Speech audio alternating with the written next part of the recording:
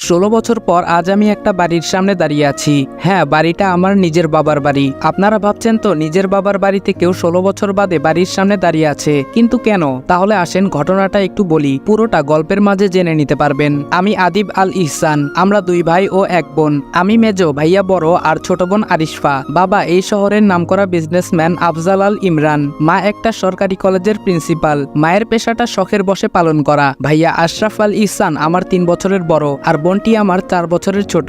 ভাইয়া ছোট থেকেই আমাকে খুব একটা সহ্য করতে পারে না। যেহেতু বাবা মা দুজনেই ব্যস্ত মানুষ, তাই আমরা তাদের সংস্পর্শ খুব কমই পেতাম। বাসায় সার্ভেন্টরা আমাদের দেখাশোনা করত।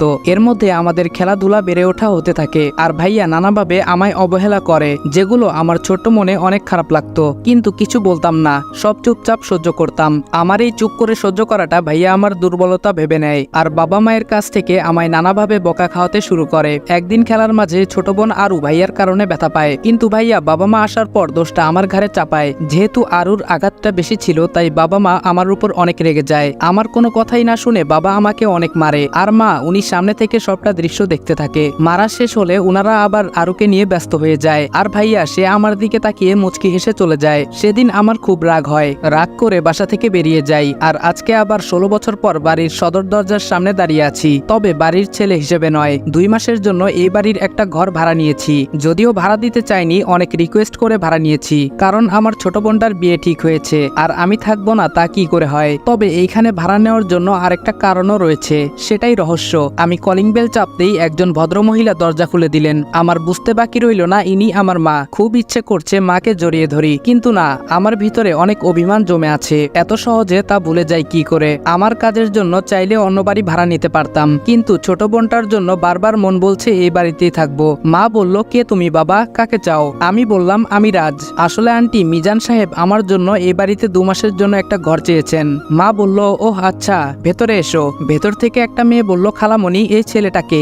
মা বলল, কে এই ছেলেটা? ও আমাদের বাড়িতে 2 মাসের জন্য থাকবে। বুঝতে পারলাম উনি আমার খালাতো বোন, ঈশিতা জামান ঈশি। ভ্রু কুচকে আমার দিকে তাকিয়ে কোথায় যেন চলে গেল। উনার পরিচয়টা একটু দিয়ে নেই। উনি আমার খালামণির মেয়ে ঈশিতা জামান। আমি যখন এই বাড়িতে ছিলাম তখন খালামণিরা আমেরিকায় ছিলেন, কখন দেশে এসেছেন কে জানে। যাই হোক, বাদ দিন, আমরা সামনে এগোই। মা বলল, আরু, এই আরু বলল, বলো আম্মু। আম্মু বলল, এই যে ওর নাম রাজ, 2 মাস আমাদের বাড়িতে থাকবে, ওকে ওর ঘরটা দেখিয়ে দিয়ে আয়। আরুও আমার দিকে ভ্রু কুচকে তাকিয়ে আছে। বুঝলাম না আমি কি এলিয়েন নাকি। আরু বলল, চলুন ভাইয়া, 2 তলার বিশাল রুমে আমার থাকার ব্যবস্থা করা হয়েছে। আরু বলল, এটাই আপনার রুম, থাকুন, আমি গেলাম। আমি বললাম আচ্ছা। রুমটা ঘুরে দেখতে লাগলাম। রুমটা আমার না। অনেক ইচ্ছা হচ্ছিল নিজের রুমটায় যাওয়ার, কিন্তু সেটা তো সম্ভব না। বসে বসে এসব ভাবছি, তখনই মা আসলেন আমার রুমে। মা বলল, বাবা আসবো? আমি বললাম, আসুন, জিজ্ঞেস করার কি আছে? মা বলল, তুমি তো এখানে একাই থাকবে তাই না? আমি বললাম, জি। মা বলল, ঠিক আছে বাবা, তাহলে তুমি আর ভাড়াটিয়া হয়ে থাকার দরকার নেই,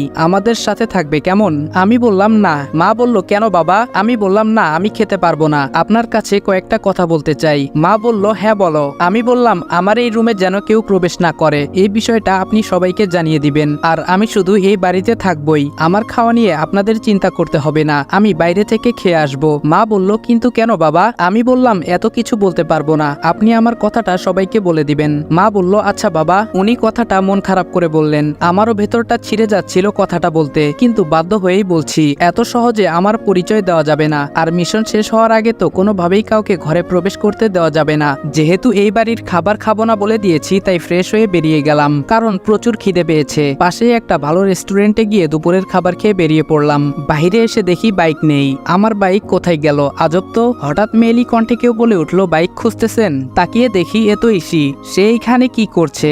আর আমি বাইক খুঁজতেছি, সে বা জানলো কিভাবে? মনে হয় অনেকক্ষণ থেকে এখানে দাঁড়িয়েছিল, কিন্তু আমি আসার সময় তো ও ছিল না। আমার ভাবনার মাঝে আবার ধমক দিয়ে বলল, হা করে কি ভাবছেন? আপনার বাইক পুলিশের ভ্যানে করে নিয়ে গেছে। আমি বললাম, কি?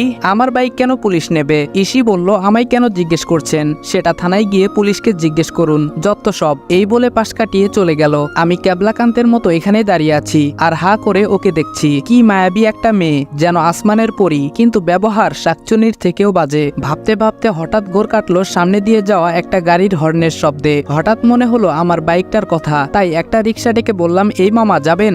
মামা বলল, হ জামু। কই যাইবেন? আমি বললাম, থানায়। মামা বলল, ভাড়া কিন্তু 50 টাকা দিবেন। আমি বললাম, আচ্ছা চলেন।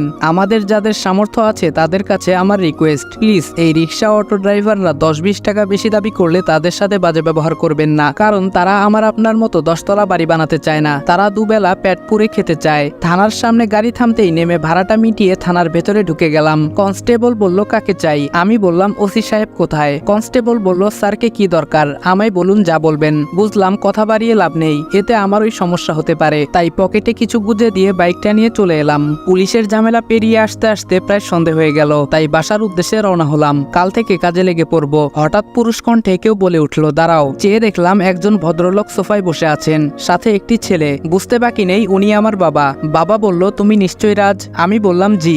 বাবা বলল আমি আফজাল আল ইমরান, এই বাড়ির মালিক। তার মানে মিজান তোমার জন্য 2 মাস একটা ঘর চেয়েছে। আমি বললাম জি। বাবা বলল তুমি আমায় আঙ্কেল বলতে পারো, ভয় পাবার কিছু নেই, আমি তোমার বাবার মতোই। কথাটা শুনে কলিজাটা কেমন যেন করে উঠল। হবে নাই বা কেন, নিজের বাবা বলছে উনি নাকি আমার বাবার মতো। যাই হোক, এসব ভেবে লাভ নেই, আমাকে আমার লক্ষ্য থেকে সরে যাওয়া যাবে না, কিছুতেই আমি দুর্বল হব না। বাবা বলল এই হলো আমার ছেলে আশরাফ আল ইরফান। আমি বললাম আসসালামু আলাইকুম। ভাইয়া বলল ওয়ালাইকুম আসসালাম। তখনই একটা ফোন আসায় ভাইয়া বেরিয়ে চলে গেল। বাবা বলল তা রাজ, আমি শুনলাম তুমি নাকি তোমার আন্টিকে কিছু শর্তের কথা বলেছ। আমি বললাম না আঙ্কেল। বাবা বলল মানে? আমি বললাম আসলে আঙ্কেল ওইগুলো আমার শর্ত নয়, অনুরোধ। বাবা বলল কিন্তু কেন? আমি বললাম এখন আমি কিছু বলতে পারবো না, যদি আপনাদের কোনো সমস্যা হয় তাহলে বলে দিতে পারেন।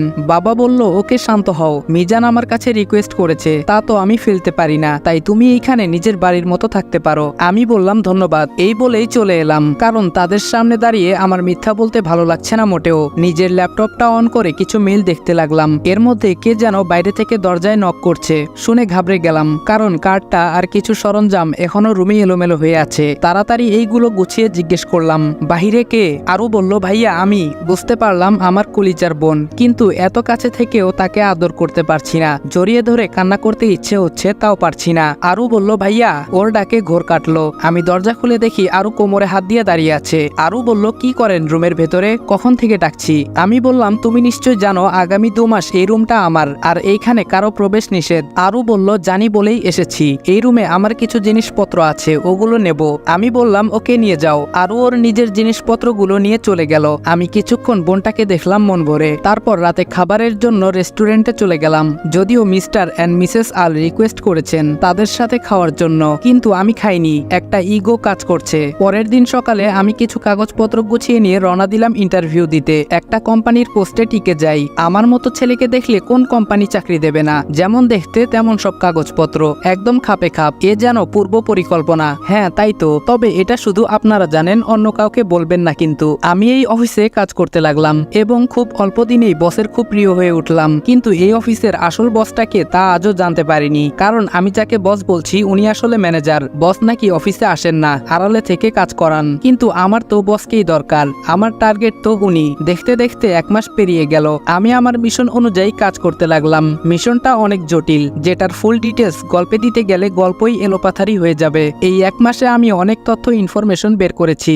যেগুলো আমার মিশনে কাজে লাগে, কিন্তু কোনোভাবে অফিসের বসের কাছে পৌঁছতে পারিনি। এমনকি জানতে পর্যন্ত পারিনি বসের নামটা কি। যিনি আমার বস অর্থাৎ ম্যানেজার, উনি নিজেও নাকি বসকে চিনে না। কি মুশকিল বলুন তো। আজ অফিস থেকে বাড়ি ফিরে দেখি বাড়ি ভর্তি মেহমান বসে আছে। বাবা মা ভাইয়া ওনাদের সাথে কথা বলছে, আপ্যায়ন করছে। মেহমানদের মধ্যে একজন পুরুষ আর একজন মহিলা, আর আমার বয়সী একটা সুদর্শন ছেলে বসে আছে। দেখে বোঝাই যাচ্ছে বিয়ের সম্বন্ধ নিয়ে কথা চলছে। তারপরই আমার মনে হলো আরে আমার বোনের বিয়ের কথা হচ্ছে মনে হয়, এজন্যই ওনারা এসেছেন। তাই পাশ কাটিয়ে উপরে চলে যাচ্ছিলাম, পেছন থেকে এক ভদ্রলোক বলে উঠলেন মিস্টার আল, এই ছেলেটাকে তো চিনলাম না। বাবা আমাকে কাছে ডাকলেন। বাবা বললেন রাজ এদিকে আসো। এই হলো রাজ, আমাদের বাড়িতে 2 মাসের জন্য ওর একটা কাজে এসেছে। ভদ্রলোক বলল ও আচ্ছা, আমি ওনাদের সাথে কৌশল বিনিময় করে চলে আসছি। সিঁড়ি দিয়ে উঠতে যাব এমন সময় দেখতে পেলাম যেন আসমান থেকে কোনো পরী নেমে আসছে আমার রাজকন্যা বোনটার সাথে, আর অন্য পাশে ভাবি। কিছুক্ষণ তাকিয়ে থেকে রুমে চলে এলাম, আর বসে বসে ভাবছি মানুষ তো এসেছে আমার বোনের হবু শ্বশুর বাড়ি থেকে, তাহলে ওর এইভাবে সাজার কি আছে?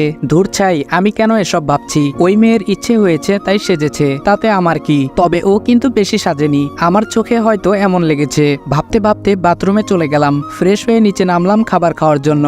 বাহিরে যাব তখন বাবা বলল রাজ শোনো। আমি বললাম জি বলুন। বাবা বলল বলছিলাম কি আজকে বাইরে যাওয়ার দরকার নেই, মেহমান আছে, আজকের দিনটা একসাথেই খাই, বাড়ির সবাই একসাথে খাই, অথচ তুমি একা একটা ছেলে বাইরে খাও, আমাদের খারাপ লাগে বাবা। নিজের বাবার মুখে কথাগুলো শুনে চোখে পানি চিকচিক করতে লাগলো। এত বছর হয়ে গেল নিজের আপন ছেলের খোঁজ নিল না, অথচ অচেনা একটা ছেলের জন্য কত দরদ। আমি বললাম আচ্ছা ঠিক আছে।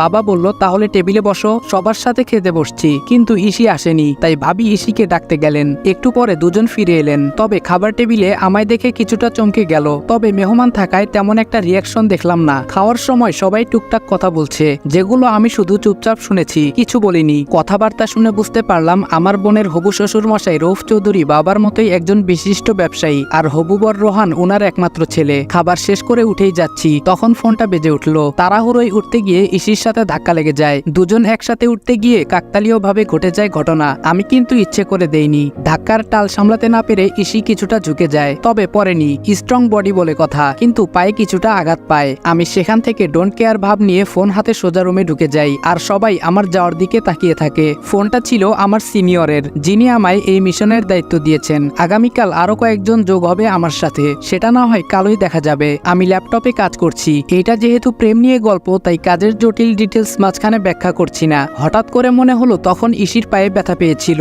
কাজটা আমি ঠিক করিনি, ওকে সরি বলা দরকার, কিন্তু কিভাবে? আমি তো কারো প্রতি দুর্বল হওয়া চলবে না। অনেক ভেবে একটা রাস্তা পেলাম। ইসি যে রুমে থাকে সেই রুমটা থেকে বাড়ির পেছন দিকটা স্পষ্ট, আর সেখানে একটা জানালাও আছে। তাই একটা চিরকুটে সুন্দর করে সরি লিখে পাঠিয়ে দেই। যেই ভাবা সেই কাজ। কাগজটা যখন বিছানায় পড়ছিল তখন ইসি রুমে ছিল না। পরে এসে সে দেখতে পায় ইসি ভাবে চিরকুট, আবার সেখানে লেখা সরি। ব্যাপারটা কি হতে পারে? আর সরি বা বলবে কেন? ওয়েট, রাজ নয় তো? তখন খাবার টেবিলে ঘটে যাওয়া ঘটনার জন্য সরি বলছে হয়তো। ধুর, কি সব ভাবছি। ওই ছেলে আর সরি, প্রশ্নই আসে না। তবে এটা কিসের ইঙ্গিত? ইসির রুমে কাগজটা ছুঁড়ে দিয়ে এসে বিছানায় শুয়ে পড়লাম। অনেকক্ষণ চেষ্টা করেও কাজে মন বসাতে পারছি না। বারবার ভাবছি চাচ্চু আর ছোট মা তো আসেনি, তাহলে ইসি এখানে কি করে? ও তো আমি বাড়ি থেকে বের হওয়ার 1 বছর আগেই আমেরিকা চলে গেছিল। কখন ফিরলো? গত 1 মাসে আমি কাজে এতটাই ডুবেছিলাম, অন্য কাউকে নিয়ে ভাবিনি। তবে এখন ইসি আমায় ভাবাচ্ছে, জানতে হবে ও কি করে। ছোটবেলায় ইসি আর আমার খুব ভাবছিল, সব সময় একসাথে ছিলাম। খালু অফিসের কাজে আমেরিকায় সেটেল হয়ে যায়, আর খালামণিকেও নিয়ে যায়, কিন্তু ইসিকে নিতে পারেনি উনারা।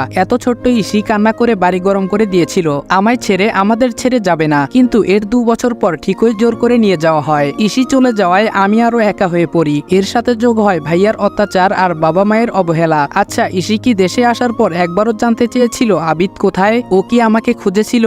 এসব ভাবতে ভাবতে কখন চোখ লেগে যায় টের পাইনি। সকালের মিষ্টি রোদের আলো চোখে পড়াই ঘুম ভেঙে যায়। আজ মনে হয় বেশিই ঘুমিয়েছি। রাতে ভাবতে ভাবতে ঘুমিয়ে গেছি, তাই অ্যালার্মের কথা মাথায় আসেনি। জলদি উঠে চট করে ফ্রেশ হয়ে বেরিয়ে যাই। বাইকে থাকা অবস্থায় ফোন বাজে। আমি ফোন রিসিভ করে বললাম অপেক্ষা করতে বলুন, আমার আর 2 মিনিট লাগবে। গেটের সামনে বাইকটা থামিয়ে দেখলাম 4টে ছেলে দাঁড়িয়ে আছে। এক একজন দেখতে মাশাআল্লাহ। আমায় দেখে তারা সালাম দিল। আমি সালামের জবাব নিয়ে বললাম আমার সাথে এখানে কথা বললে সন্দেহ করবে, তোমরা বিল্ডিং এর পেছনে যাও, ইন্টারভিউ দেওয়ার এখনো অনেক সময় বাকি। একজন বলল ওকে স্যার। আমি বাইকটা পার্ক করে পেছন দিকে চলে গেলাম। ওরা আবার স্যালুট জানালো। একজন বলল স্যার আমার নাম রাতুল, অপরজন বলল আমি আয়াস, তৃতীয় জন বলল আমি নীরব, শেষজন বলল আমি অগ্নি। আমি বললাম তোমরা সবাই সেম পোস্টে তো? আয়াস বলল ইয়েস স্যার। আমি বললাম গুড, তবে এখানে আমাকে তোমরা স্যার স্যার করবে না, নাম নিয়ে ডাকবে, কারণ অনেক রিকোয়েস্ট করে গ্রামের ছোটবেলার বন্ধু এসব বলে চাকরি ম্যানেজ করেছি। তাই এমন কিছু করবে না যার দ্বারা কেউ বিন্দুমাত্র সন্দেহ করতে পারে। সবাই একসাথে বলল ইয়েস স্যার। আমি বললাম আমি রাজ, আমাকে রাজ বলেই ডাকবে, এবং অফিসে ফর্মালিটি মেনটেন করার জন্য স্যার বলবে। সবাই বলল ওকে। আমি বললাম যাও সবাই, আমি আসছি। স্যারকে ফোন দিয়ে কনফার্ম করে দিয়ে যেই অফিসের গেটে পা বাড়ালাম, অমনি চোখ পড়ে গেটের বাইরের দিকে। একজন অফিসে ঢুকছে গেট দিয়ে, যাকে দেখে আমি অবাকের চরম সীমায়।